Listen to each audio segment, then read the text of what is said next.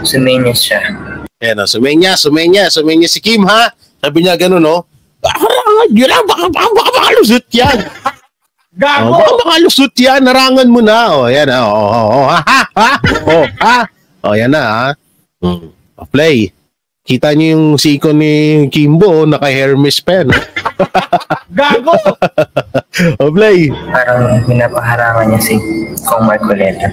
Then, O, kasi parang gustong magsalita ni Kong Marcoleta. Ngayon, ang inuutusan ni Kimbo ay etong sino ba to? Si Gabin ba to?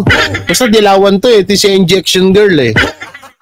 Gago! Tsaka si Attorney Acosta. O yan do. Panoorin nyo kung anong gagawin. pansin niyo rin sa video na to, may dalawang Tinatawag niya yung lalaki. Ngayon, itong dalawa, haharangan si Marcoleta para hindi siya makapasok. babae.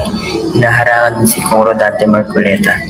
Siguro para hindi makapagsalita. Ano, so tinatawag ni Marcoleta ngayon, parang ano siya, Kinemberlu. Hindi ko na alam pangalan nun, pero parang ano siya, in-etchus siya doon sa gilid para hindi mapansin nitong naka-blue. Katotohanan. At hindi mabunyag ang katiwalian. Yan tapos ngumiti na si Hermes Girl. Tuwag-tuwa si Hermes Girl! Yan ang banatero, walang inuurungan. Pag tama palakpakan, pag mali ay babanatan. So ayun po mga banateros, mga kabiyaya, isang mabiyayang araw po sa atin lahat at welcome back to my YouTube channel, J. Guevara TV nga po pala, isa sa mga banateros brothers. Eto, pag-usapan natin to guys, may nag-viral po na video na kung saan etong si Kong Marcoleta ay hinahawi-hawi. Parang ayaw pagsalitain. Parang alam mo yun, ayaw siyang pilit siyang hinarangan nila Acosta. At may pasenyas-senyas pa itong si Kong Stella Kimbo. Ako, panibagong na naman to, panibagong trending na naman ito. Oo, so syempre at pag-usapan na rin natin yung sinabi ni Marcoleta tungkol sa pinapatahimik siya or wag siyang makialamata dito sa usapan ng budget. So syempre bago natin yung simulan, don't forget to like, share, comment, and subscribe sa ating YouTube channel. Pakipindot na lang din po yung bell button para lagi tayo updated sa ating mga video araw-araw. And no skip ads naman dyan. Gago! Oo, yan dyan lang tayo kumikita eh. Baka lang naman.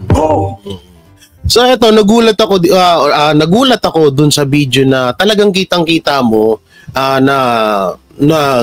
sumenyas si Kimbo na harangan niyo, huwag niyo pagsalitain. So ito po ay hindi ata napansin ng ibang netizen, pero ako nung nakita ko tong video na to, sabi ko malupit to iba din talaga si Kimbo Gago! Oo, talagang may parang may talagang nakaset up talaga sa kanila na yung mga kakampi sa mga or maaring kumampi sa mga Duterte or yung mga politiko na ayaw tirahin o ayaw banatan, ang mga Duterte ay talagang hinahadlangan ng mga ulupong na to. Oo, so eto na nga bago tayo mapunta doon sa tinutukoy kong video, dito man tayo sa isang video ni Marcoleta na kung saan eto may sinabi siya patungkol dito. Ang sabi niya rito, ano ba yung title dito? Kong Dante Marcoleta pinipigilan ng House leadership na makapagtanong sa plenary debates ng Prosed 6.352 trillion. Grabe yun National budget for FY hindi ko alam ano ba kasunod. Tingnan natin.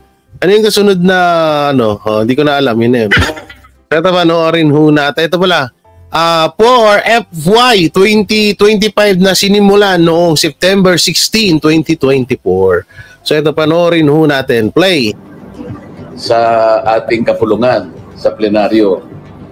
Ako po ay nakatalaga sanang makapagtanong ng mga ilang bagay sapagkat gusto kong linawin sa panig ng mga constituents na i-represent natin sa Kongreso ay kinakailangan po na malaman ko kung ano po May yung sound effects to ah. bahagi ng 6.325 trillion. Grabe oh, 6.352 trillion. What? Gago! Grabe to guys. May pera pala tayong ganito, ba't hindi natin alam? May pera pala tayong ganito, hindi natin alam.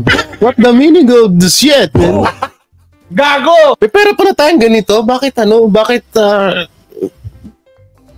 laki nito.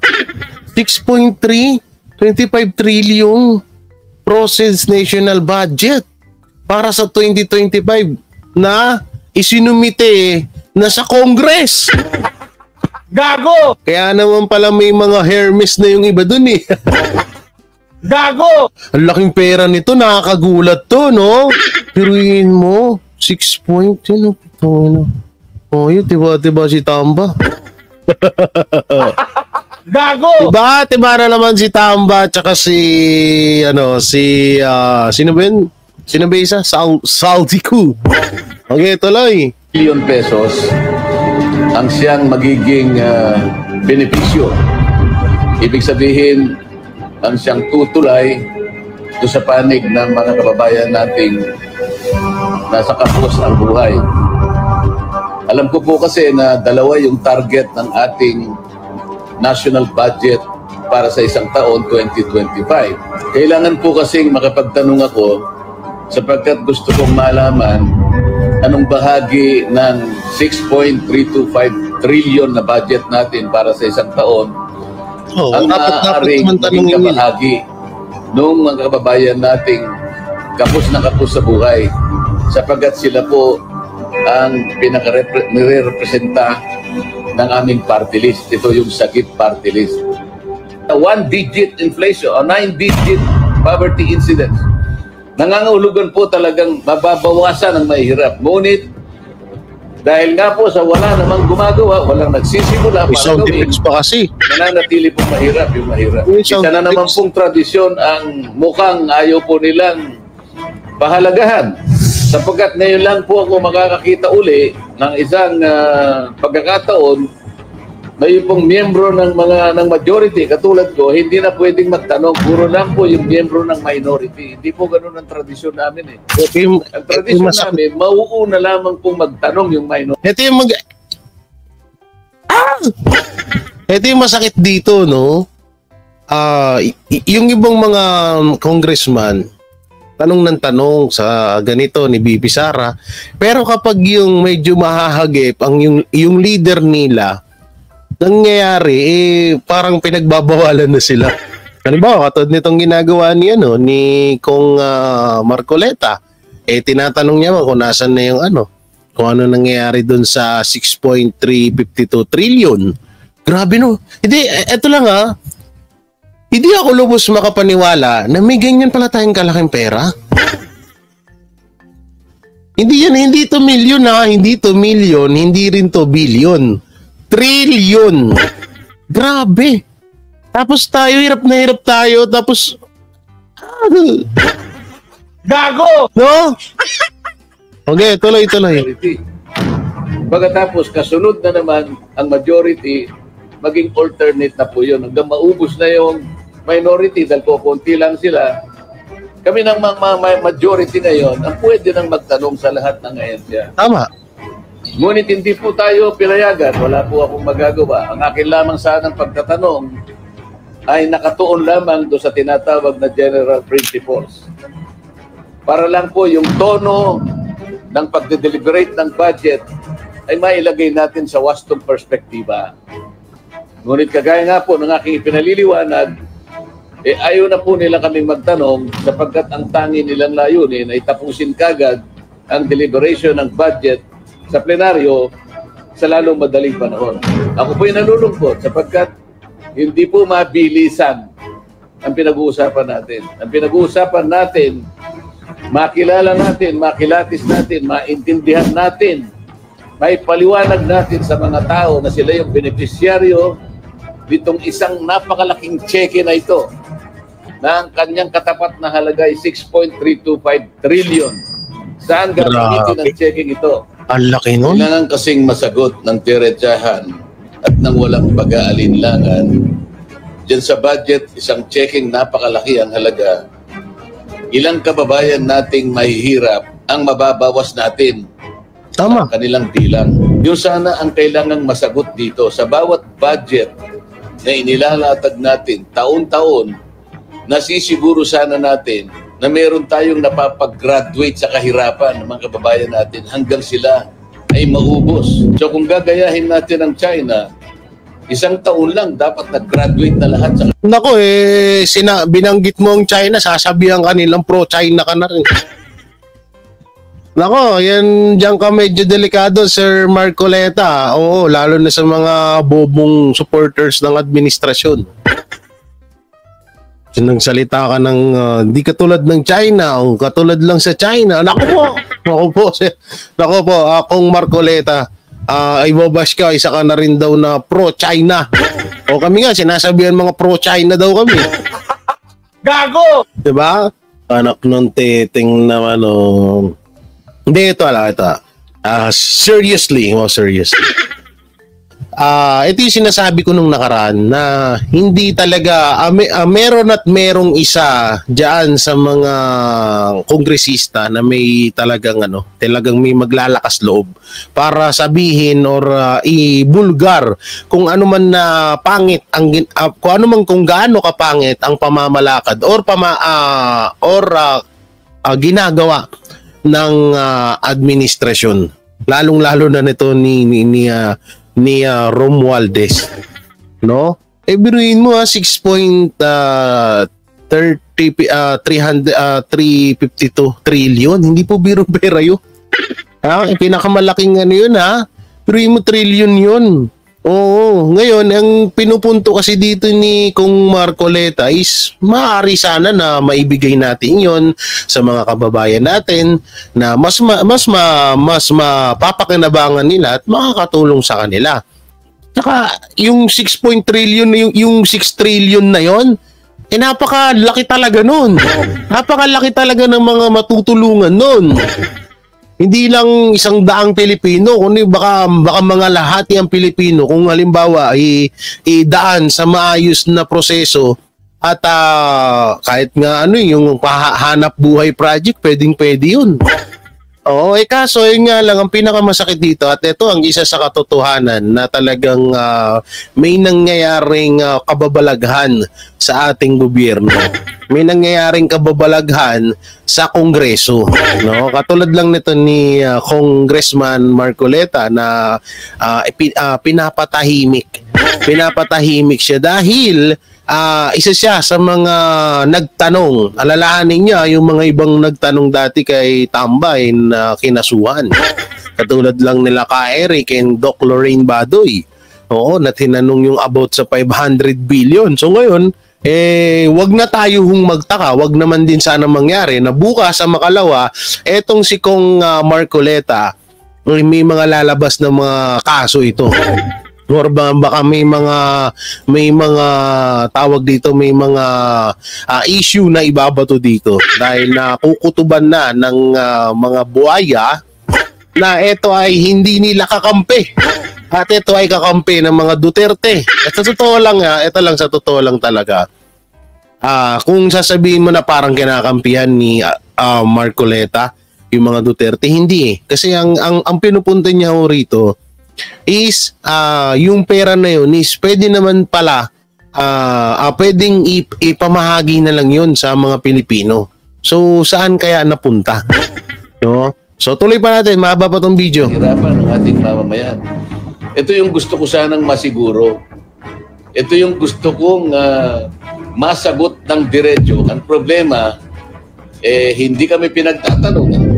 Gusto ko sanang usisahin kung bakit yung Magna Carta na ginawa natin sa loob ng 15 taon, Magna Carta 44 hanggang ngayon ay hindi na ipatutupad ng maayos. Walang implementing rules and regulations, walang listahan ng mahihirap na sila ang magiging benepisyaryo ng batas na yon, hindi umuusad, walang ginagawa yung National Anti-Poverty Commission, walang ginagawa ang NEDA para yung listahan na yon ay makuha natin.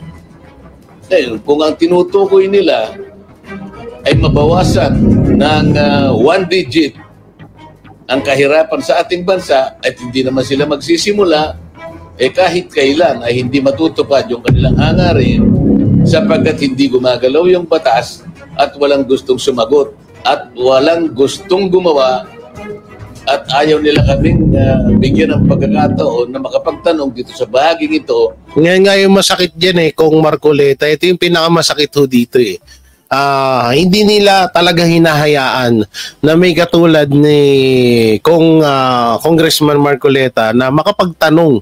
Sa totoo napakababaw lang talaga nito no? Kasi kung alam naman natin na totoo yun. Pero ang ginawa lang naman ni Marcoleta ay tinatanong niya or nagtatanong siya.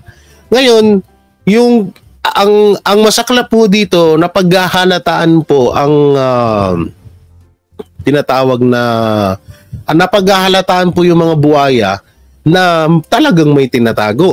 Kasi isipin nyo nagtatanong lang naman yung tao. Ngayon, hindi nila masagot at ngayon, pinapatahimik na si Marcoleta.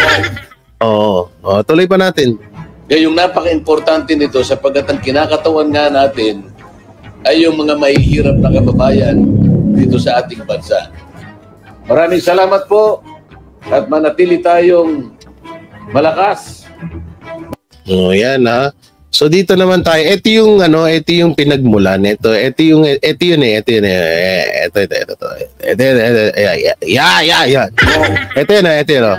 barrage of questions. That's why I'm asking. Bakit natin ginawa yun earlier? Are we not already respecting a tradition well kept by the house? Respect tradition. Nagsimulang lang. Meron pang Gago! Si Kimbo yan dito nakasuot pa siya ng mamahaling relo. Pero nung lasiring niya kay Herrera, wala na, no? There was no motion disrespect to the office of the president, vice president. This question never happened before. That is the one I'm explaining to you. Kaya papasok na si Epal. Yala, si Boy Epal. Yan malapit sa pintuan. Yala, Epal na si Boy Epal. Gago! It did not happen. Alam mo, siya talagang matalino, no? Makatingin, no? Tuntungan nga kayo ni Marcoleta. Sino kayo malalalo sa dalawa, no? Before. Now, ang tanong ko po, ba't nangyari po nung nakaraan, nangyayari na naman ngayon? We are talking of the office that the person... motion was introduced. You may not like the person. You may not like her presence here, but you have to respect the office of the Vice President. That is all. Because that is guided by the tradition. Kahapon po, kagaya po na sinabi nila, wala nang pinagtanong sa office of the President, and that is correct. That is in line with that tradition. Ngayon po, kung ang tinatanong ko ngayon, are we discarding the tradition? And is this committee authorized to discard a well-kept tradition? So kaya nga, then why are we intending to ask questions na naman at pinatawag nyo na naman buwelo na si Epal. kung sino-sino dito? That is why, kung hindi po kayo makakasagot, madam, ang tinanong ko na sa inyo, I am now moving. Bratinela pa? Saan po kayo nakakita ng gano'n? This did not happen anytime. Pang-labing 7 taong ko na po ito. Alam nyo, Madam Stella, I was already here when the Vice President was Sumagot na Epal, when the Vice President was Binay, when Vice President... But you were also here in the last hearing. No motion was introduced. Yun na nga, kasi question na kaagad Wala man lang... We can read the record. Nako, kawawa tong dalawang to. Sino tong katabi ni Marcoleta? Kawawa to, bukas sa mga alaman, may mga kaso na kayo. Gago! May mga kaso kayo na hindi nyo alam kung saan nyo nagawa. Gago! O ganito mangyayari dito. May mga kaso kayo na hindi nyo alam kung paano nyo ginawa. Bukas sa makalawa, bilang lang kayo. He did not introduce. Kaya nag-motion siya ngayon. What is? Yung staff, Yan o, may epal na si Boy Epal. Gago! The first thing is that is Ayan, Boy Epal, oh. Una-una, itong si Marcoleta at saka si Carbin. Carbin ba apelido nitong naka-blue or naka-gray? Ang tinatanong nila, si Madam Chair, si Madam Hermes Kimbo. Hindi ikaw nahayop ka. Gago! Kaya ba't ka ba may epal dyan? Tarantadong to, epal ka eh, no? Kupal ka ba? Gago!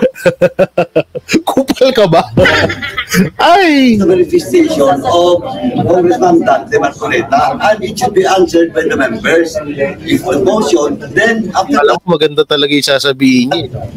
Marcoleta will vote that motion. Ay, wala, hindi natin nakita yung suntukan eh. Ay, ito ata dito. Ayoko to. Ano rito. Oh, yeah. Wag na yan. Oh. Basta, muntik na sila magsuntukan dyan eh. Ito na yung viral Ito papanood ko sa inyo.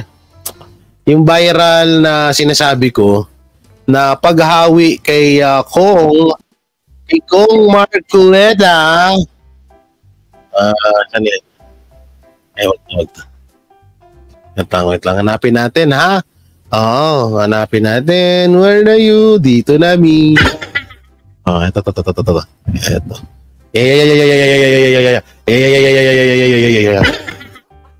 Gago! Ito na. Sorry na ano lang. Oh, yan. Oh, yan, oh. Well, medyo babagalan natin ng konti, Ang liit ng ng video. Paano ba palakihan to? Ang liit ng video, guys. So dito, mapapansin natin magkatabi si Marcoleta, nagpapapicture si Miss Hermes Kimbo, tapos si Marcoleta nandito sa bandang kaliwa or kanan, tama ba? Nakapink si Hermes Kimbo, no?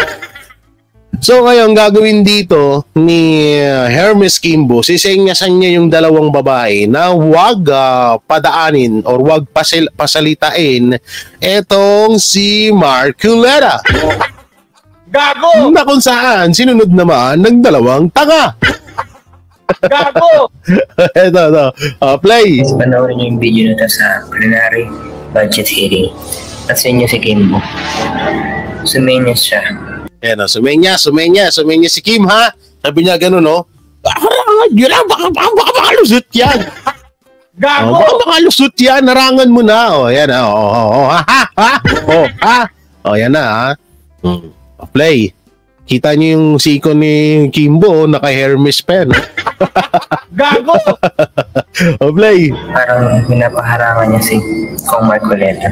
Then Kasi parang gustong magsalita ni Kong Marcoleta. Ngayon, ang inuutusan ni Kimbo ay etong sino ba to? Si Gabin ba to?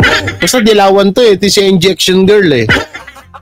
Gago! Tsaka si Attorney Acosta. Yan. Panoorin nyo kung anong gagawin. pansin niyo rin sa video na to, may dalawang Tinatawag niya yung lalaki. Ngayon, itong dalawa, haharangan si Marcoleta para hindi siya makapasok. babae. Hinaharangan din si Kong Rodante Marcoleta. Siguro para hindi makapagsalita. So tinatawag ni Marcoleta ngayon, parang inano siya, Kinemberlu. Hindi ko na alam pangalan nun, pero parang siya, in-etchus siya doon sa gilid para hindi mapansin nitong naka-blue. Katotohanan. At hindi mabunyag. Nakakaliwalian. Yan tapos ngumiti na si Hermes Girl. Tuwag-tuwa si Hermes Girl! Gago! Yes, success. Hindi masyadong napansin si Marcoleta. Gago! Yan play. Mga buhaya. Buhayang-buhaya talaga. Kitang-kita nyo. Ulitin natin yung video para mas malinaw. Papanood ko sa inyo ng para mas sound effects to. Ulitin natin. Panoorin niyo yung video na to sa plenary budget hearing. At sa inyo si Kimbo. Sumenyas siya. Parang pinapaharangan niya si Kong Marcoleta. Then mapansin nyo rin sa video na to, may dalawang babae. Hinaharangan din si Kong Rodante Marcoleta. Siguro para hindi makapagsalita ng katotohanan at hindi mabunyag ang katiwalian ng mga buhaya. Ang lupit naman ni Kimboro. Oo, si Hermes Kimbo. Yan yung sinasabi ko sa inyo na nagbabiral. At kitang-kita naman sa video kung gaano nila sinabutahe si Marcoleta. Ginano na no? Sabi niya, tingnan niyo yung Hermes ko, tingnan niyo yung siko ko na gawa sa Hermes. Gago! Harangan yan. Huwag niyong pagsalitain yan. Tapos biglang tawa si Gaga ba? Natawa si Gaga sa kagagahan niya. Saan nakita isang Gaga natawa sa kagagahan niya? Gago! Ganyan kalapit yang mga yan. So kayo na bahala, bali panoorin nyo na lang yan sa TikTok. Nandiyan naman yan sa TikTok yung video na yan. Kung gusto nyo talagang maunawaan yung sinasabi ko para kayo na mismo ang pasya kung ano yung galawan ng mga ito mga magkakampiyan eh. Talagang kitang-kita mo narangan talaga no. Ngiting waga si Hermes Kimbo eh. Gago! Oy grabe naman yan. Wamos ko ba yan? Gago! Wamos. Ang dami niyang pangalan no. Hermes Kimbo. Tawag dito Hermes Kimbo, Wamos Kimbo. Marami, basta marami Uy, alam nyo sa totoo lang may pumalit na sa trono ni Hermes Kimbo. May isang congresswoman na namatahan na mayroong 6.5 million na bag. Gago! At ito ay gagawa natin ng bukod na video. So ayan, hanggang dito na lang tong video na to. Anong masasabi nyo? Anong may comment nyo sa mga napanood nyo? Comment nyo lang po dyan sa baba. At syempre, don't forget to like, share, comment, and subscribe sa ating YouTube channel. Pakipindot na lang din po yung bell button para lagi tayo updated sa ating mga video araw-araw. At please no skip ads. At sa mga gustong mag-join sa aking join button para isa ka na sa pinaka or isa ka na sa mga lihitimong fans or Gago! Lihitimong isa ka na sa mga 100% subscriber ni Jay Guevara TV ng Banateros. At syempre supportahan nyo rin mga kapwa ko, ang mga kuya ko ng mga Banateros. Yan sila Coach Holly Bosdada, Master Judea, and ang poging Banat Boy. So yan, anong may kukomento nyo, comment nyo lang po dyan sa baba. At syempre, bye-bye and God bless. Peace. Walang inuurungan. Pag tama palakpakan, pag mali ay babanatan. Yan ang Banateros, boses ng ordinaryong Pilipino. Banateros ay walang makakaawan. Walang inuurungan, Banateros ay tinutulungan.